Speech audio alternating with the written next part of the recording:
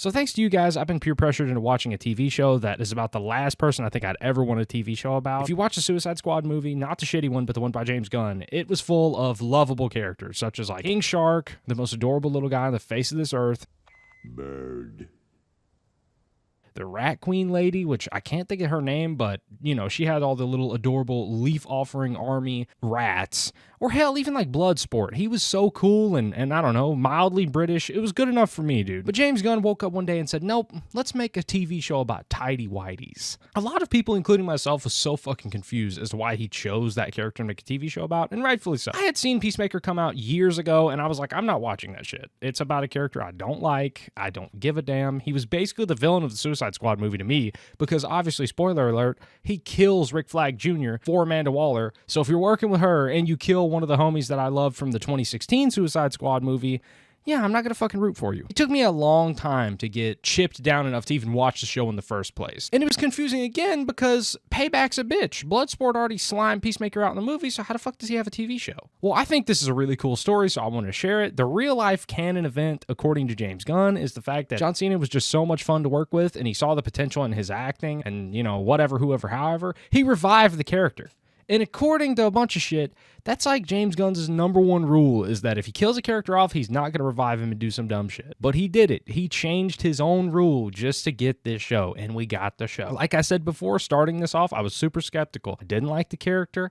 The first episode was the hardest for me. Really, through the first half of the first episode, it paints the picture that, yeah, he's still the same piece of shit that you've seen from Suicide Squad. He gets called a racist, and his first answer is, okay, well, I'll start killing more white people. But regardless if I liked him, I knew the comedy was worth it. It had such a good balance of dark humor whilst telling a really good story that, you know, I was gonna keep watching it, even if I didn't like Peacemaker himself. It was like a Deadpool movie, but a fucking good one. But as time went on, and as you just chip away at these episodes, you start realizing that, yeah, this shit is hilarious and has a lot of good jokes and a lot of inside jokes set up, and it's really good, but it really goes so much deeper into these characters. Show completely changed my opinion of Peacemaker because it really shows how he's just kind of a dumb idiot. He's not over a bunch of past trauma, and his dad caused him most of it, and he's just a damaged little child at heart that has a bunch of gadgets and toys that are designed to hurt mentally ill people. No, but seriously, throughout season 1, you get sucked into this whirlwind of his entire backstory, and that's most of what the show is. Yeah, they're trying to get a hold of these butterflies, and it's like this investigation bullshit. Yeah, it's a cool story, but really it's mostly about his backstory. And it lets you understand the way he acts the way he acts. Just the fact that his dad made him and his brother fist fight, and he got blamed for killing his brother by his dad,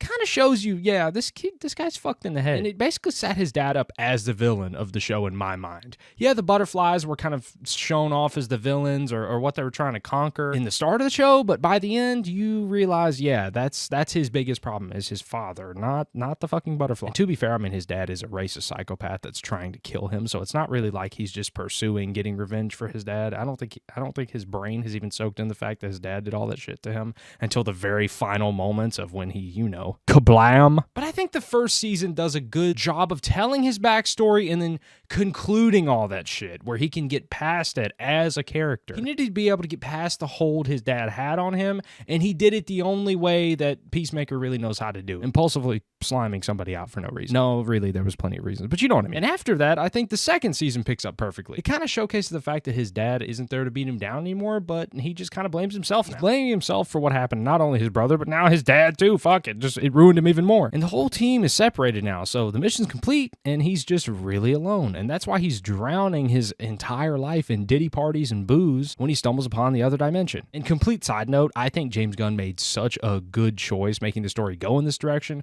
because how everything's lining up, it's making the DCU feel a lot more like the MCU with how these shows are going. Like, not only the fact that Creature Commandos and Peacemaker tie together and they both derive from the movie Superman and Suicide Squad. Everything's all kind of just connecting together. It feels like the MCU felt in its infancy, where you get a bunch of good movies and they all connect in each other, and, you know, it feels nice. At the same time, it is unique in its own way, too. The only issue I have with some of the shit is that a lot of the season 1 shit that happened, for example, like the Justice League showing up, that's not canon now, and they just want to cut that out of the show because it was made before James Gunn was tasked with rebuilding the whole DC universe. But I mean, yeah, it's a bunch of shit. That's fine with the direction he's taking it. But like I was trying to say, the second season, even though it got shit on by a lot of people from, you know, not being what James Gunn promised, quote unquote, I think it's fantastic. I feel like it shows Peacemaker a lot. It shows his humility a lot more in the fact that he kind of just wants to be a good brother, a good son, and all those issues he just wishes he could make them vanish. It's such a serious concept, and then it's just fucking riddled with the most insane jokes, and the fact that his quote unquote perfect world that he runs into is run by fucking Kanye West Lover 991. The Kanye West group won World War II, and that is his ideal world, and we don't find that out till way later. And that's something that the show does so well, dude. It's like something so serious and something that sounds so fucking like emotional and just this arc, this story arc that's so beautiful, and then they just throw some random ass joke in there that's like, oh my god, and then the next episode's them dealing with that. But when you start getting into this interdimensional shit, which obviously if you've seen the end cutscene of season 2, it's just setting up so much more, and it feels like what Infinity War felt like. The Superman movie was good, and the first season of Peacemaker was really good, but the second season of Peacemaker just feels like it's setting up into something so much more vast and insane, almost like Infinity War felt, where it just felt like, oh my god, what are we getting out of this shit? What is going to happen after this? Any good MCU movie that just felt crazy at the end, where you knew something good was going to be born from the shit happening,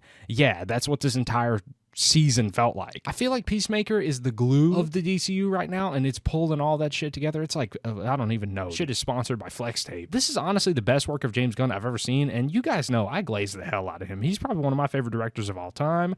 I made a video talking about Superman a while back, and you know how I talked about how good he is in that shit. I was talking about how good his comedy is and how his stories are always so impressively told, but easy to comprehend, and yeah, it's just that times 10. If you enjoy James Gunn work, you're going to enjoy this. Peacemaker is a fantastic show, and thank you guys for recommending me the show. If you haven't watched it, I hope I didn't spoil too fucking much, and even if I did, it probably didn't even cusp the top of that show. You gotta experience it for yourself. It's so good. And even in my lifetime, I can't believe I'm going to see a DC movie or show compete with Marvel in any way, and that's coming from a long-time Marvel fan. I glaze the shit. I have a dog named Rocket and Lila off of Guardians of the Galaxy Volume 3. 2 wiener dogs, though. They're no otters. The show blows any Marvel TV show I've seen out of the water, to be honest. It's going to be a punch to the face for the MCU, but I'm kind of liking it.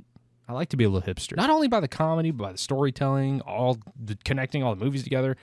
This is what I needed. This is great. All the characters are iconic as hell, too. I mean, it's good. Speaking of MCU, I promise you, Eagly would beat the fuck out of Falcon. If he got a hold of him. Yeah, I know Falcon's actually a full-blown human, but Eagly's canonically a duck. That duck means shit, son.